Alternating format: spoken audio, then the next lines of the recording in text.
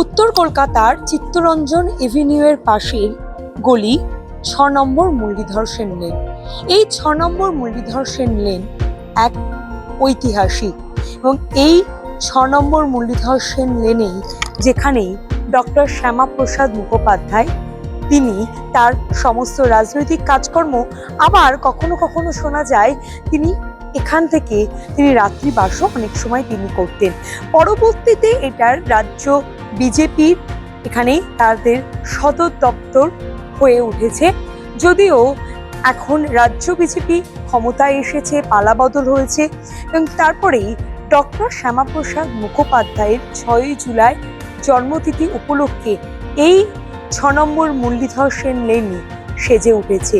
শ্যামাপ্রসাদের কে ভুলিয়ে দেওয়ার সমস্ত চেষ্টা করেছে এর পূর্বের যে ৮জন মুখ্যমন্ত্রী সহ পশ্চিমবঙ্গ এবং ভারতবর্ষের বিভিন্ন রাজনৈতিক ব্যক্তিত্বরা।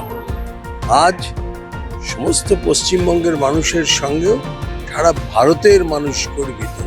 তার কারণ শ্যামাপ্রসাদের ভূমিতেই যে শ্যামাপ্রসাদের আদর্শের সরকার প্রতিষ্ঠিত হয়েছে। সোমবার ৬ই জুলাই ডক্টর শ্যামাপ্রসাদ মুখোপাধ্যায়ের ১২৫তম জন্মতিথি উপলক্ষে এই ৬ নম্বর মুরলীধর সেন লেন সাজো সাজো রব। বিজেপির পক্ষ থেকে প্রধান অনুষ্ঠান এখানে হবে এই ৬ নম্বর মুরলীধর সেন লেনে, এবং এখানটাতে সকালবেলায় যে আমাদের কার্যক্রম আছে, যে এখানটায় সকালবেলা কার্যক্রমে রাজ্য সভাপতি তিনি এসে ইনাগুরেশন করবেন এখানটায়, এবং সেখানে ১২৫ জন বিশিষ্ট বিজেপি কর্মী এবং নেতা যারা গত ৩০ বছরের উপর ধরে বিজেপির সঙ্গে যুক্ত আছেন, কাজ করছেন, তাদের মধ্যে ৫০ বছর কাজ করছেন এমন নেতাও আছে, তাদেরকে এখানটায় নাগরিক সম্বর্ধনা দেওয়া হবে। দিনভর নানা কর্মসূচি রয়েছে এখানে। ইতিমধ্যে শেষ মুহূর্তের প্রস্তুতি চলছে।